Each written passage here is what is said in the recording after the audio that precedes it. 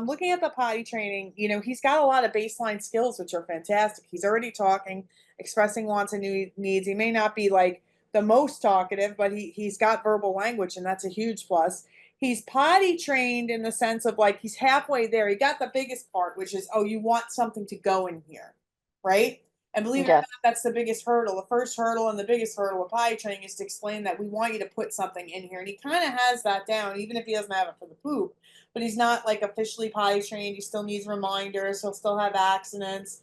It's a really like slippery slope with him because you'll talk to him, he'll say he knew, he didn't know, whatever, right? It's kind of confusing. So I asked you, what did you think the problem was? And you said, well, you thought maybe it was behavioral. You might have thought a little bit about medical because he's withholding and he's making himself constipated. So maybe that's causing some issues on why we can't get this done. And you thought, you had a thought that you were able to do with the others, but you haven't been able to do it with him. And then you had mentioned,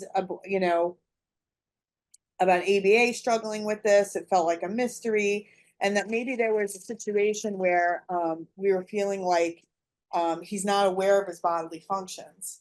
And then there's also this feeling of like, does he care? He cares when people notice, but otherwise he doesn't care. There's just a lot of like 50-50-ish in the way that you think about this. I don't think it has Mm-hmm. anything to do with any of this, by the way. I think it's a two-pronged problem. The first part of it is for him, he's not going to go and use the toilet because nobody's putting him, like, nobody's making him do it. There's no requirement on his part.